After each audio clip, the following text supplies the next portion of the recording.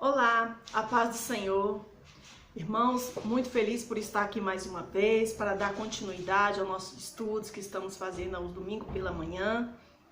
Para quem não me conhece ainda, eu sou Elis, membro da IBCO, Igreja Batista Casa de Oração da QE 36 do Guará 2.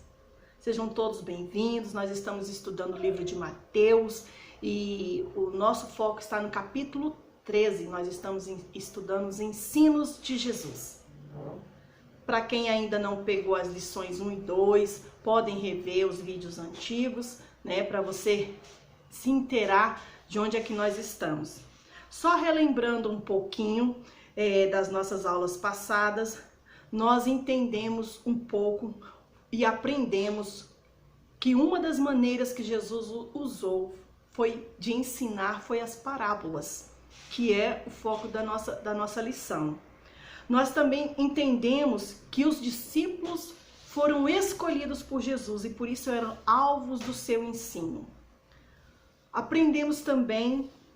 Entendemos que os discípulos estavam sem saber por que Jesus falava por parábolas. E Jesus então explicou para eles por que falava por parábolas, dizendo para eles que o assunto mesmo, a mensagem era exclusivamente para eles. E entendemos que um dos mistérios que o Senhor Jesus quis trazer ali naquela parábola foi ouvir a Deus. Com isso, hoje nós vamos dar prosseguimento à nossa lição. Antes disso, gostaria de convidar a todos para fazer uma breve oração. Pai querido, Senhor, muito obrigado por mais este privilégio, Senhor, de poder compartilhar com os irmãos aquilo que o Senhor tem trazido ao nosso coração.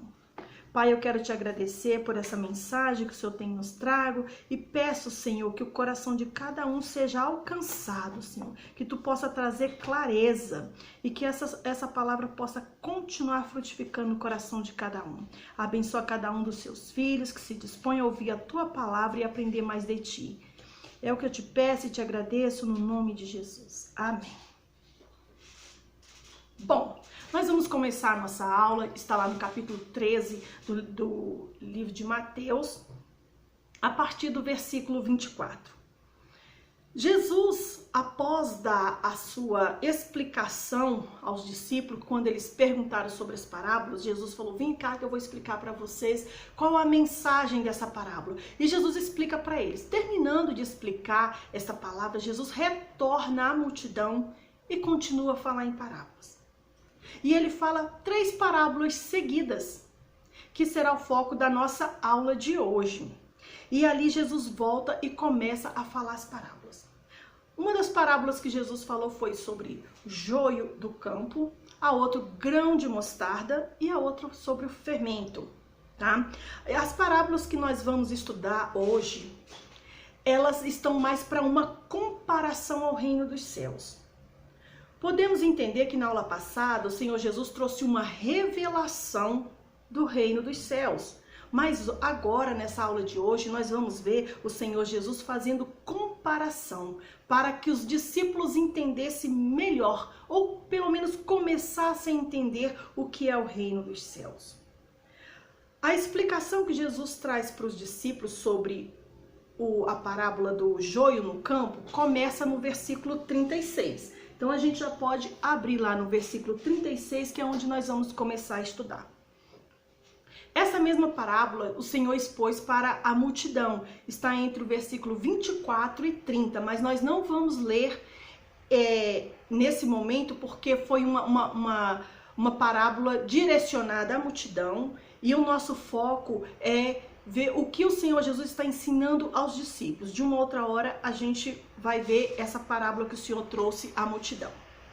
O Senhor então traz para os discípulos uma explicação exclusiva só para eles e à parte.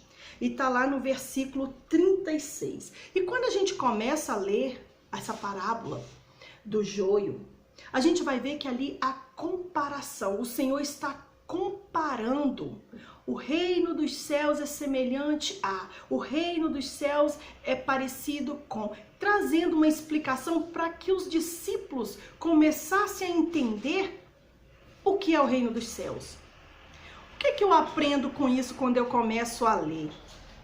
Que antes de assumir qualquer compromisso, temos o dever de conhecer onde estamos pisando e com quem estamos lidando.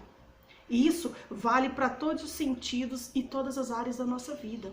Por exemplo, antes de eu assumir uma empresa, antes de eu entrar numa empresa para trabalhar, eu tenho que saber que empresa é essa, o que ela faz, onde que eu estou indo. Eu preciso saber como que ela funciona.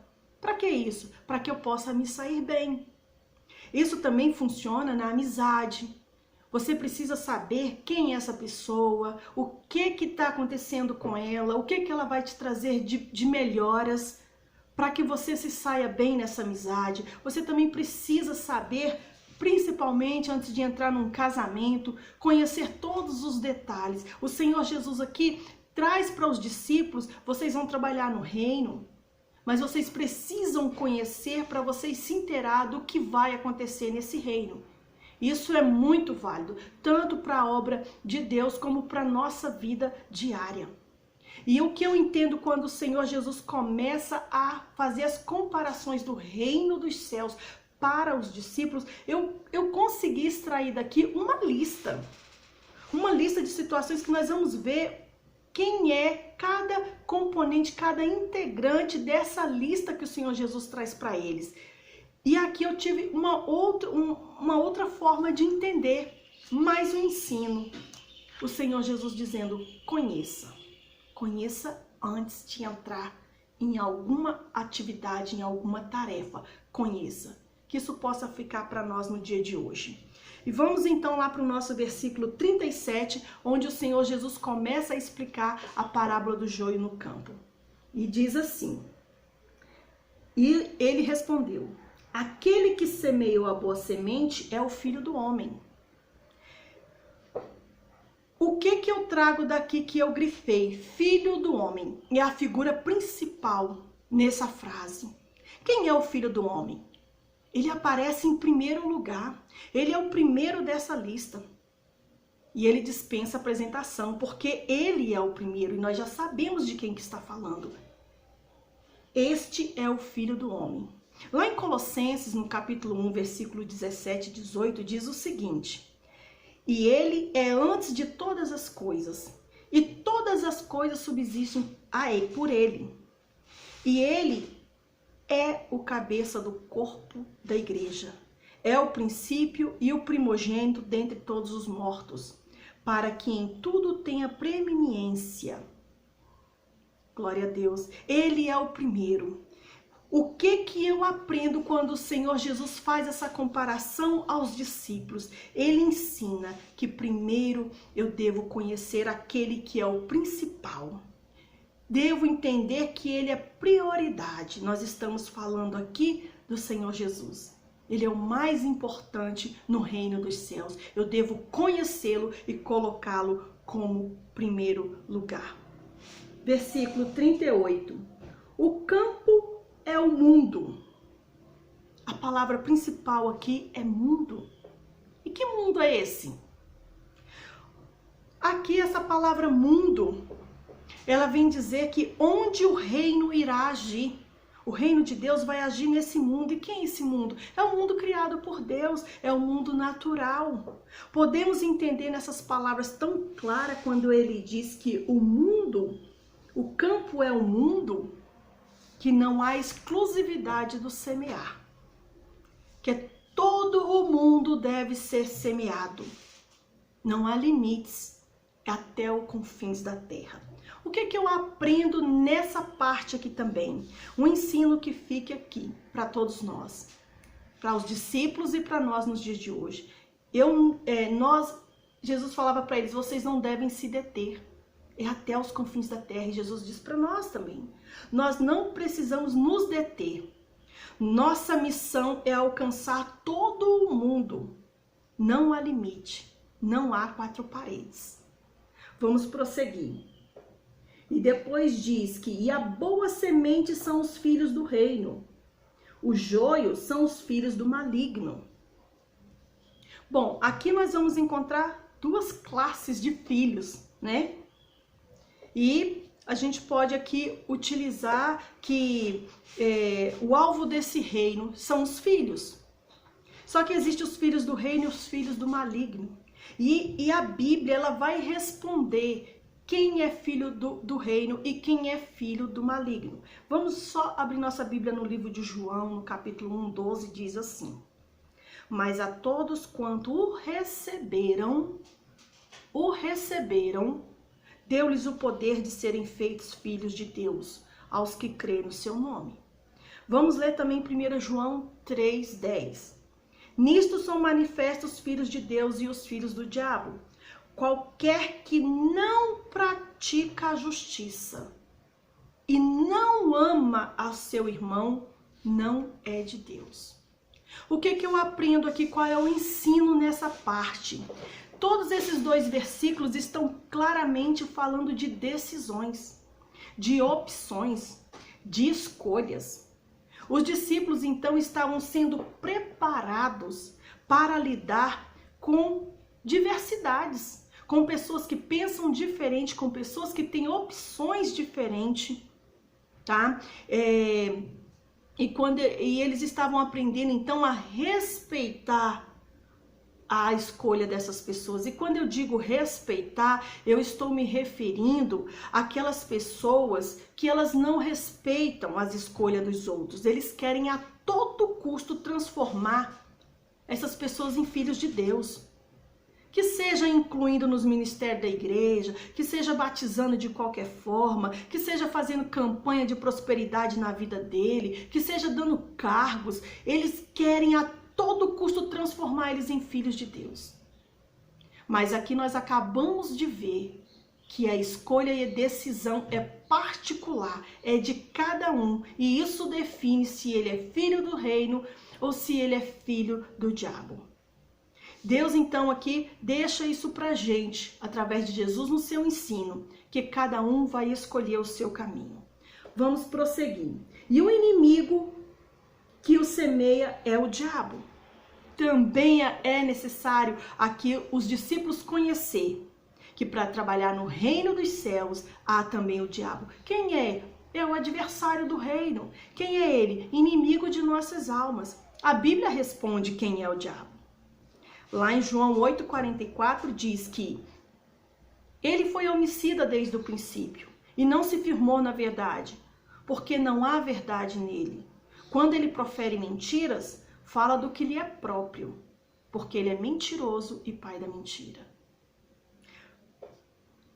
Esse ensino que fica aqui pra gente é que nós devemos reconhecer que existe um inimigo de nossas almas. E com ele nós vamos ter que lidar também. Prosseguindo, versículo 39. A colheita é o fim dessa era.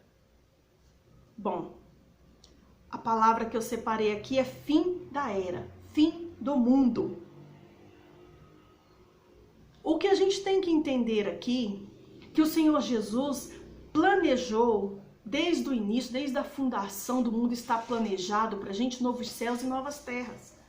E o que acontece? Aqui está havendo aqui a implantação do reino dos céus e que haveria um adversário lutando, um adversário querendo destruir esse reino, querendo fazer o joio brotar junto com o trigo.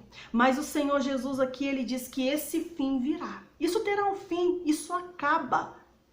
E o que eu aprendo com isso aqui? Que há uma promessa de Deus que esse tempo vai acabar. Que os discípulos poderiam ficar descansados. Que isso aqui não seria perpétuo, mas um dia teria fim sobre esta situação que eles agora iriam enfrentar. Esse tempo de peleja vai ter fim. Que fique para todos nós no nosso coração. E vamos aqui para outra frase que diz: e os encarregados da colheita são os anjos. Maravilha. Foi tão interessante chegar nessa parte e ver que nessa lista aqui tem os anjos. São os encarregados. E aí eles têm um papel importante, que é o de colher no reino dos céus tudo o que faz cair no pecado. É interessante a gente refletir sobre isso. É a atribuição dos anjos separar joio do trigo. Isso pode ficar uma lição para a gente. Muitas vezes nós temos a tendência de separar. Dizer esse é joio, aquele é trigo, esse é ímpio, esse é justo. E separar e fazer segregação. E essa não é a nossa atribuição. O ensino que Jesus deixou aqui para os discípulos é: a atribuição de vocês não é de separar joio do trigo. Isso é a atribuição dos anjos. Tentando aqui terminar um pouco essa parte da parábola do joio, a gente vai continuar aqui para as outras parábolas, mas eu quero deixar para vocês que essa foi uma estrutura que o Senhor Jesus deixou para os discípulos. O Senhor Jesus como o primeiro nessa estrutura, o mundo natural, os filhos do reino, os filhos do maligno, o diabo, o fim dessa era e os anjos. E dizendo para os discípulos: conheça a cada um. Então, para a gente também fica um grande dever de casa, conhecer a cada um. Vamos passar para a parábola do grão de mostarda, está no versículo 31. Ele é tão pequenininho, que a gente pode ler aqui. E contou-lhes a parábola: o reino dos céus é como um grão de mostarda que um homem plantou em seu campo. Embora seja a menor dentre todas as sementes, quando cresce, torna-se uma das maiores plantas e atinge a altura de uma árvore, de modo que as aves do céu vêm fazer os seus ninhos em seus ramos. A palavra principal aqui é o grão. Não é a árvore, não são os pássaros. É um grão muito pequeno em comparação com pequenos grãos. E a palavra que o Senhor Jesus deixou aqui para os discípulos sobre o grão. E só que ele fala que esse grão é tão pequeno, que não se leva em conta do que esse grão é capaz. Só que dentro desse grão há uma capacidade tão forte quando ele brota, que ele cresce e ele atinge o tamanho de uma árvore onde ele fica tão robusto, tão bonito, que atrai olhares, que atrai admiração, e até os pássaros fazem ninho nos seus ramos. O que é que eu aprendo com isso? Falando do grão tão pequeno, tão simples, a gente aprende simplicidade. O reino de Deus é simples. Eu devo entender que tudo começa muito pequeno no reino dos céus. Começa simples, sem floreio, sem recomendações, sem peso, sem fardo. Eu entendo também que o crescimento no reino de Deus é surpreendente e alcança uma grandeza tal que torna abrigo de muitos e atrai admiração no tempo certo. O que eu aprendo também aqui com essa parábola, que o crescimento não vai depender dos discípulos. A gente já passa logo lá para a parábola do fermento, que a parte principal também dessa parábola é o fermento. Não é a massa nem outro ingrediente, é o fermento. Fermento é um agente capaz de provocar fermentação e levedura. Sabemos que a quantidade de fermento a ser usada é muito pequena em comparação ao tamanho da massa. Mas o efeito é grande e surpreendente. O que eu aprendo também nessa parábola do fermento? Que o reino dos céus não precisa de quantidade para atingir o propósito. É como se Jesus estivesse dizendo para os discípulos: eu estou começando só com vocês. O reino de Deus é isso, começar só com vocês. Mas o objetivo será alcançado. E também estava querendo dizer para eles assim: não se preocupe, porque o poder está em mim. Então, com estas palavras, eu gostaria de deixar aqui a nossa lição de hoje, que o reino dos céus tem toda uma estrutura. Mas por mais simples que seja o reino dos céus, ele tem um poder muito grande, e que quem vai agir no reino dos céus é aquele primeiro, o Filho do Homem. Que deixemos com ele para que ele possa trabalhar, e nós somos apenas discípulos seus para atender ter os ouvidos preparados para ouvir a sua voz e agir no momento em que for necessário. Com isso, nós encerramos a nossa aula de hoje. Eu agradeço quem esteve até aqui. E no domingo que vem, encerraremos a nossa lição sobre os ensinos de Jesus. Muito obrigada. Deus abençoe todos vocês. Fiquem na paz.